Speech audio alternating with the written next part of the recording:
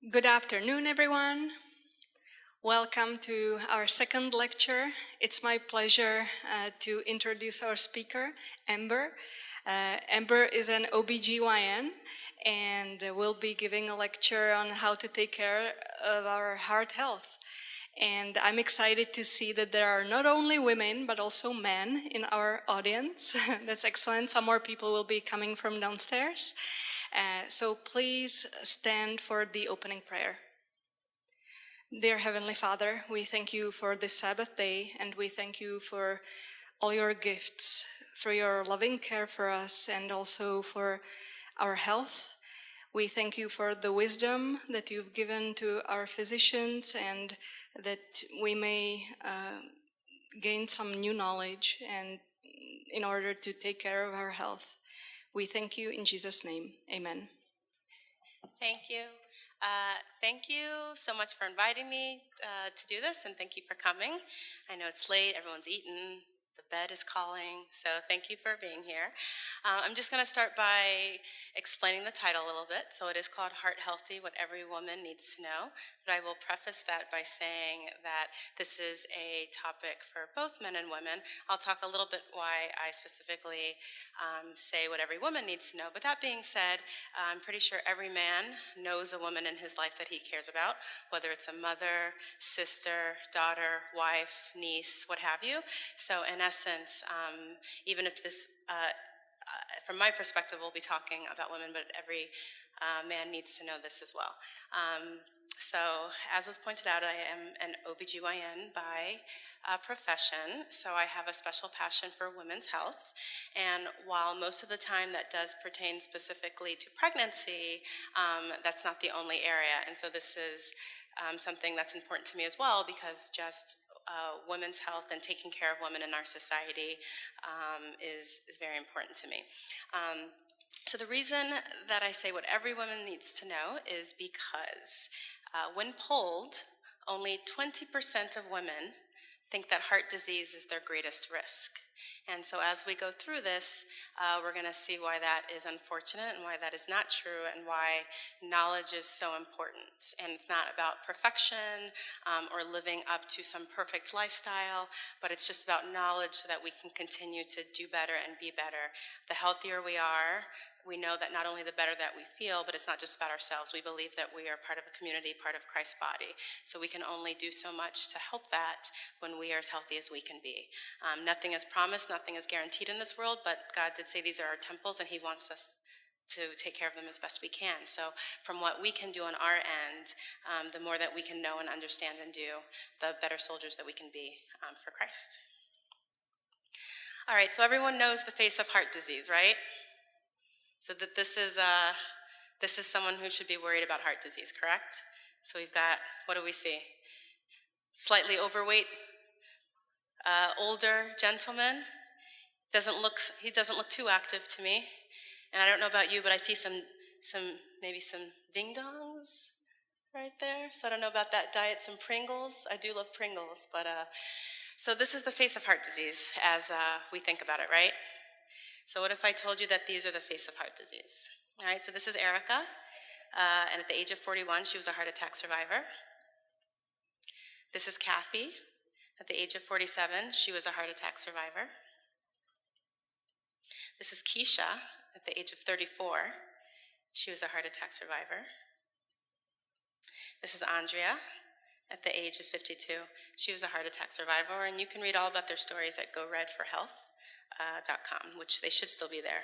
As of last year, all of their stories were there. So these are real women, and they are all women who have suffered through and gratefully survived heart attacks. So let's just go through a couple common myths, and then we can kind of talk about some facts. So the biggest thing, right? Only men have to worry about heart disease. Breast cancer is what I should really be worried about, because that's more deadly and it's more likely to happen to me. So as a woman, that's what I really need to be scared of. I'm too young to have heart disease. I don't have to worry about that. That's something that old people have to worry about. Whatever old means, it's not me. I'm not overweight. I'm a good normal weight. never had any issues. Maybe I could stand to lose 15, but I've always been pretty happy with myself, so that's not something I have to worry about. I'm not obese. I feel completely fine. There's nothing to worry about. I don't feel like I have any problems. I don't have anything to worry about. The opposite end. Heart disease runs in my family, so there's nothing I can really do about it anyway, so why bother? All right, so the truth to all of these myths: heart disease is the #1 killer of women, not just more than breast cancer, but more than all forms of any cancer combined. Just to give you some numbers, breast cancer affects about 1 in 8 women in a lifetime. You have about a 1 in 8 chance, or 12% chance of getting breast cancer. You have about a 2% chance in your lifetime of dying from breast cancer. Heart disease currently affects 50% of all women over 20, and it kills 1 in 3 women. All right, so it is the #1 killer of all women. Roughly since, I'm sorry I don't have the exact date, but since the late 90s, early 2000s, every single year heart disease kills more women than men now. Okay? 1 woman each minute in this country, this is specifically talking about the US, dies from heart disease. 90% of women have more than one risk factor for heart disease, which we will get into. Oh, there it is, 1984. I did have my numbers. So more women every year have died than men. And symptoms of heart disease can be very, very different than men and are often misunderstood, which then leads to delay in getting care. So this is definitely something that we should be talking about.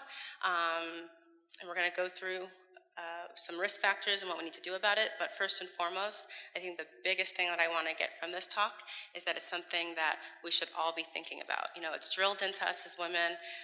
Certain things we should be thinking about: pap smears and mammograms, and those are absolutely necessary and very important for our health.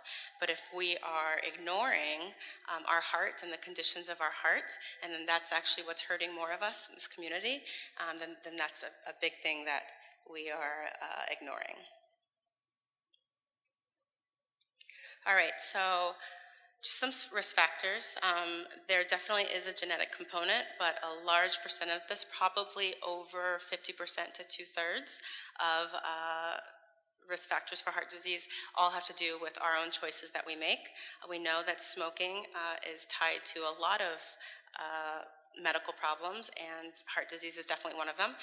It alters the way our bodies work. It alters the way our heart works, the way the muscle of the heart works, and it leads to building more and more and more plaque inside the vessels of the heart. And so the way that works is that it slows our heart down, gives you a lot more what we call the tunnel that the heart needs to pump that blood and get the oxygen working to our bodies. It gets very congested, kind of like the Beltway at 5 o'clock rush hour, and that's exactly what smoking kind of does. And it just makes it harder and harder. It makes your heart have to work harder, and it leads to a number of things, including heart attacks. High cholesterol does the same thing, tied to our diets, which we'll talk about a little bit. High blood pressure. So a lot of things that high blood pressure can do. We think of strokes mainly, but it absolutely can affect the way our heart works. And so having high blood pressure can increase your risk of heart disease, as does diabetes, or having the condition of prediabetes, where your pancreas and other organs are having to work harder to get that sugar down in our body.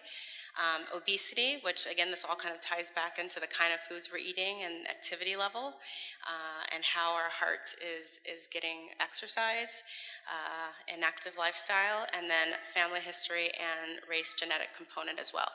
We do know that for whatever reason, African Americans and Latino women do have higher risk of heart disease. That's outside of just lifestyle. So even when you control for the kinds of foods we eat and activity level, there is a little bit of difference in terms of being African American or Hispanic. So even more reason to take care of ourselves and make sure that we're getting in to see a doctor.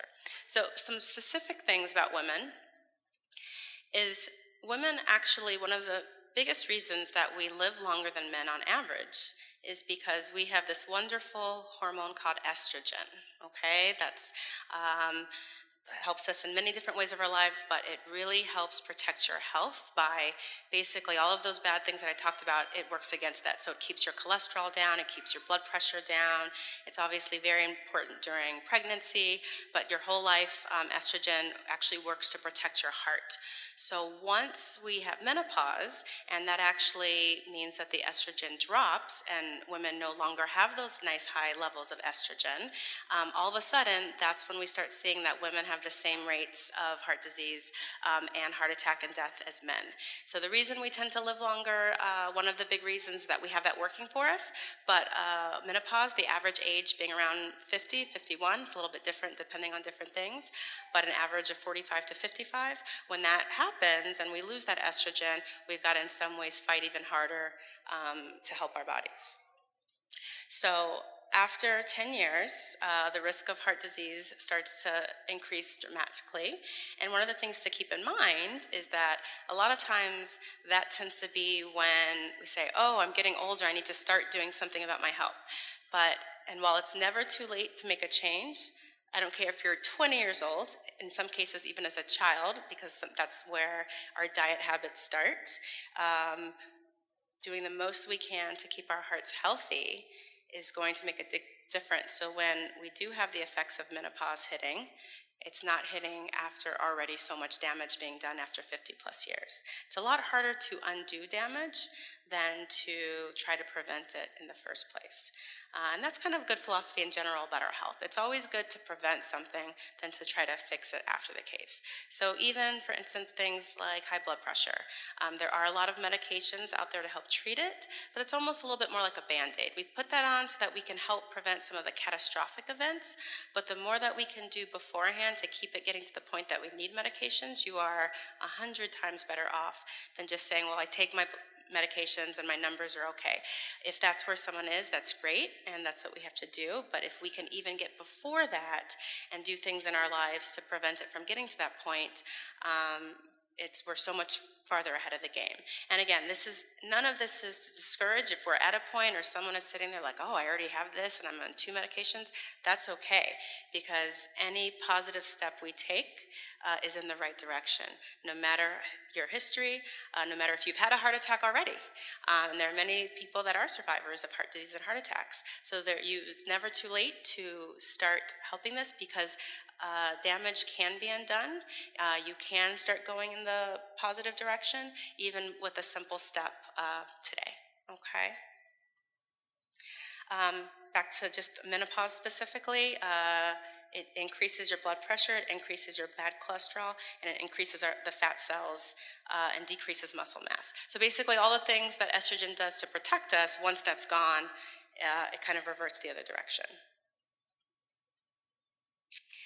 And then just as we get older, sedentary lifestyle coupled with the fact that we start losing muscle leads to more weight gain. And we all know that weight gain in our belly is a little bit more dangerous than weight gain other places. So weight gain in our hips and kind of spread throughout the body is less dangerous for us than weight gain in our bellies or near our heart.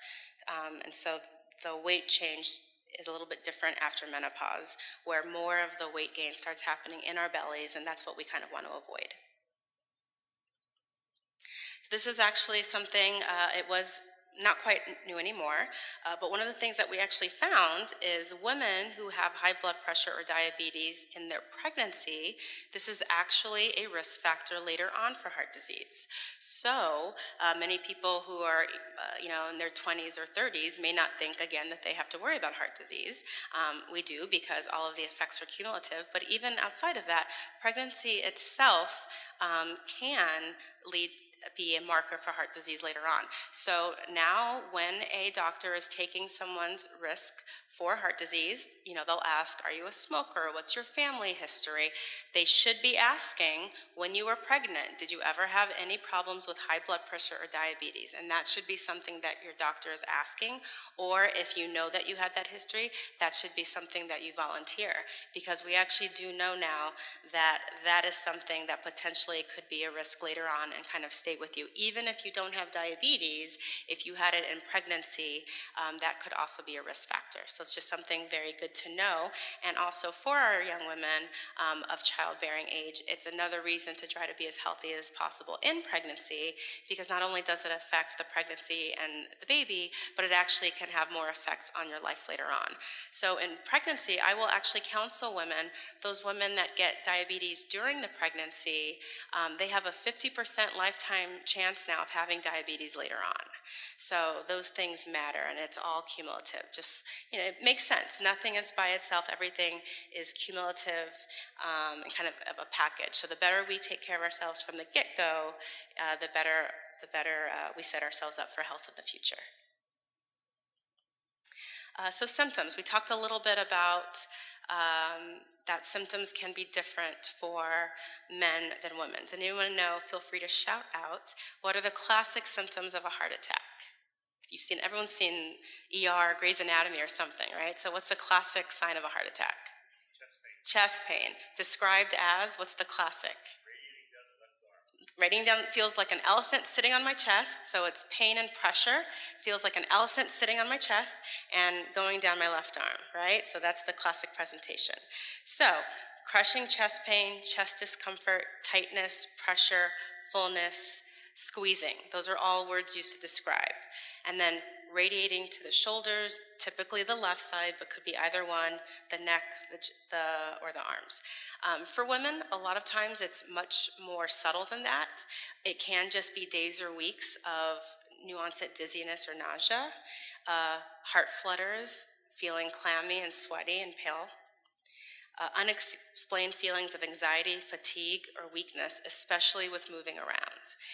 Now, we could just have this for any reason. I felt, dizzy this morning. But it is important, especially for someone, if they know that they have risk factors and they know, we'll talk a little bit later, if they know that maybe they have more increased risk, it is very important to just pay attention to your body. Everyone knows themselves more than anyone else could ever know. So you know for you what's normal, you know what feels right, and you know when something just does not feel right.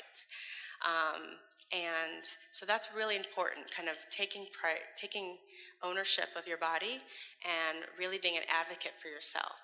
If you don't feel well and just something doesn't feel right and it's just not strange and you can't quite place it and it's not going away, go out, get checked out. It never hurts. The best thing you could be doing is saving your life, and the worst thing you could be doing is, having an annoying copay for that day. So it's really important because, as you can see, a lot of these symptoms, especially for women, are just very vague. The symptoms will come and go. They'll kind of go away, and they're like, okay, I guess it's nothing. And then they start coming back more and more frequently. So if something doesn't seem right, go and get checked out. And even stomach or abdominal pain. Shortness of breath, difficulty breathing. So if you think you're having a heart attack for any reason, go back? Yes. So like I said, the top two are the classic symptoms, but they really can be a range of things. And again, not to scare anyone, these can be linked to so many things, right? You can be anxious and feel dizzy because you haven't eaten that morning. But just in combination, and the whole picture of knowing what your risks are, knowing what your health is like, knowing your family history, knowing how you felt before, that's why you can be your greatest advocate. So if you do think you're having a heart attack at any point, you should call 911 immediately. Never try to drive yourself, okay? If you actually are having very strong acute symptoms of a heart attack, call someone else also to come and assist. Try to remain calm.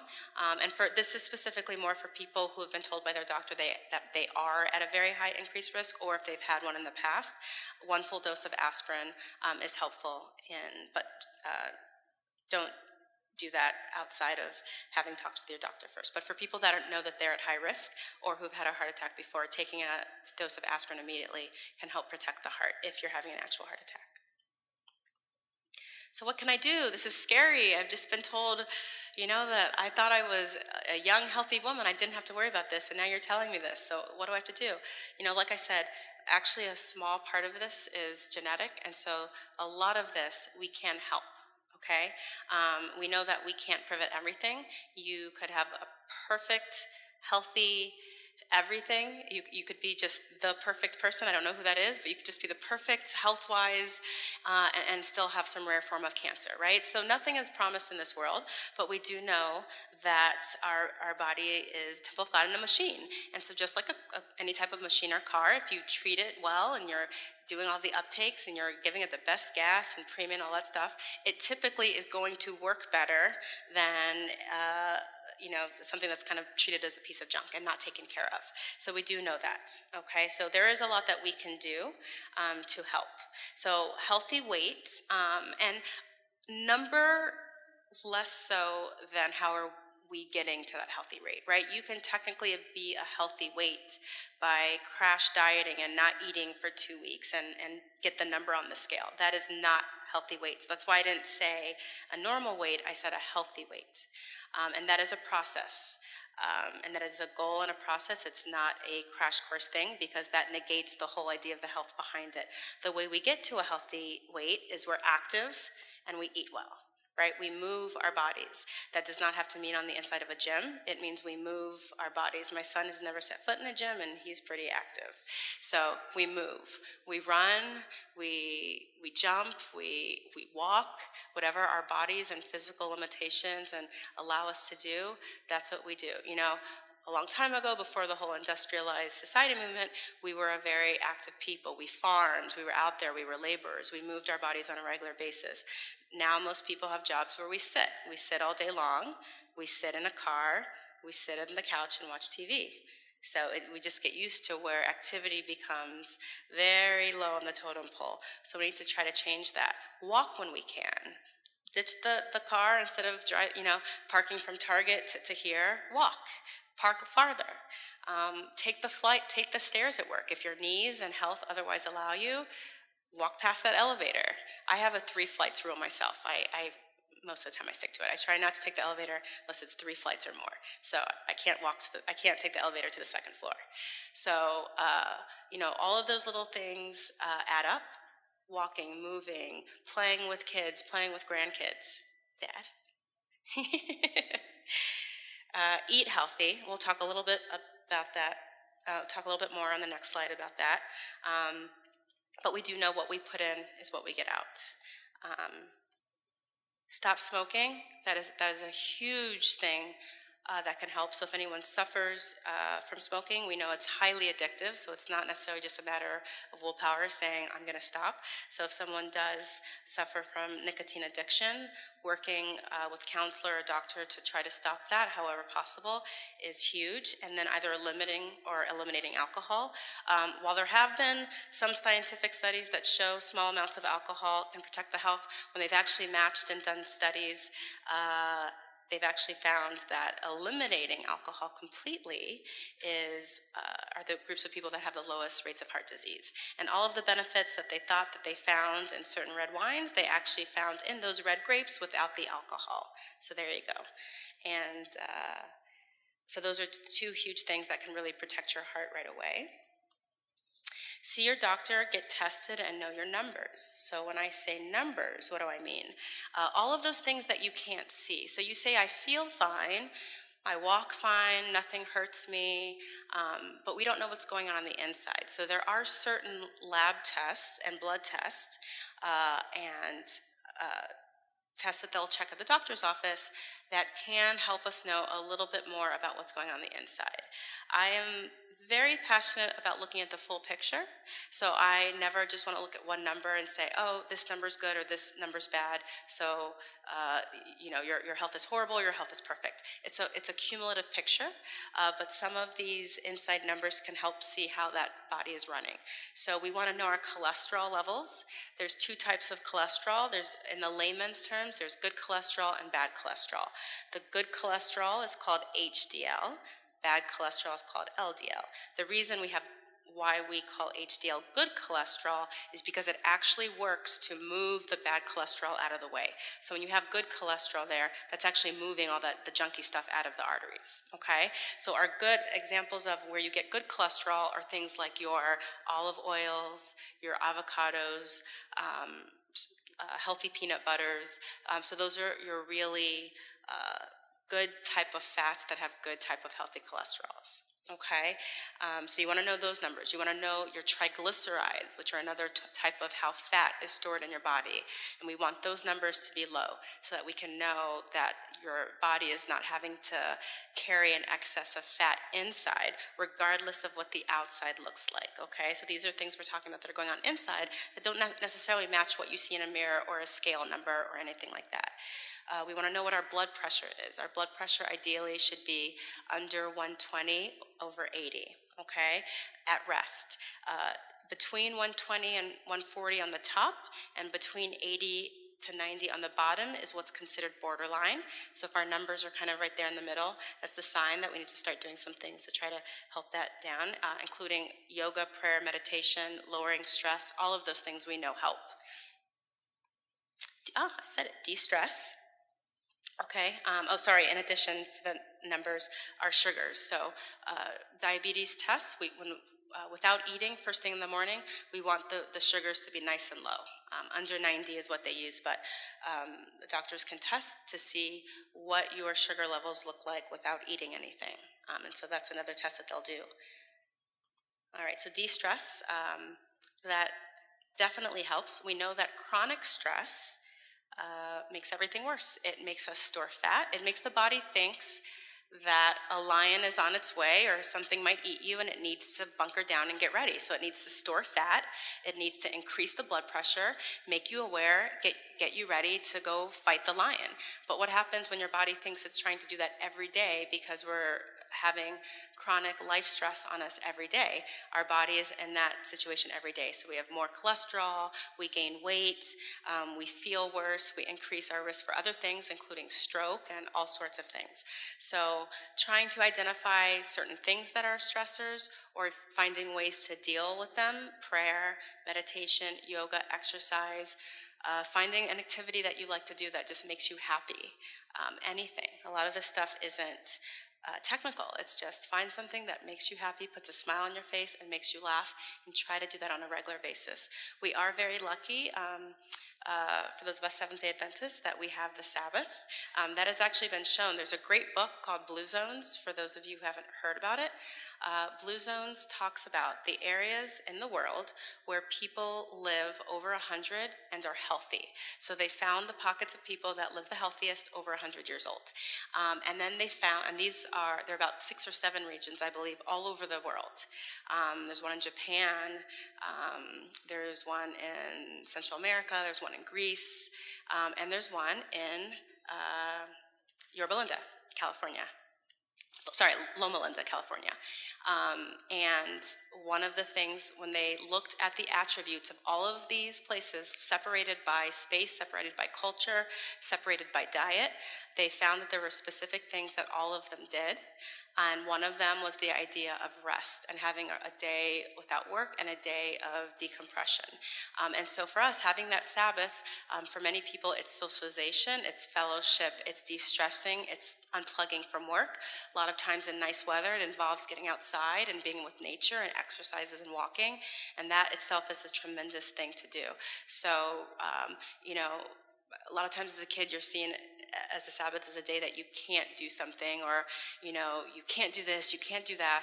But when you really look at it, it's this beautiful gift of the day that you can do all of these things that are so healthy for us. And so when you look at it like that, it's a gift where I don't have to worry about work. I don't have to do this. I don't have to be stressed about this. And so that is really important. And like I said, listen to your body for warning signs. Many people, about 2/3 of women who did have sudden attacks had no symptoms before. So while we want to know the symptoms and we want to be aware, we also just need to listen to our bodies and do what we can do, because sometimes all those classic warning symptoms may not be there. And if you are having any signs or symptoms or concerns, get help immediately and get tested. So a little quick thing about diet.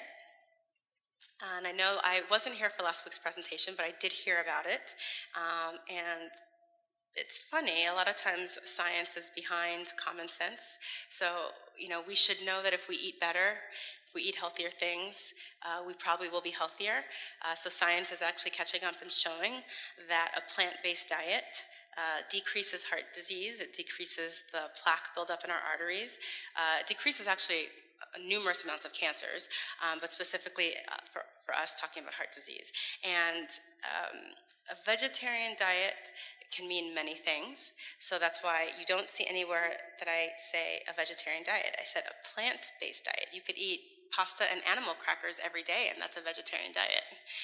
That is not going to decrease your risk of heart disease. In fact, it's been shown when you have an unhealthy vegetarian diet, it can actually make certain things worse because they focus so much on their diet on sugar and processed refined sugar, and down the road, that just becomes more fat. So a healthy plant-based diet is what we're talking about, maximizing fruits, vegetables, nuts, legumes, whole grains, and healthy oils, avoiding animal products as much as possible, ideally none, but avoiding as many as possible. And again, back to that blue zone, most of the cultures they looked at were actually not vegetarian, but all of them, when they looked at their cultures, they did not eat meat more than once a week. So and one meal a week, once a week.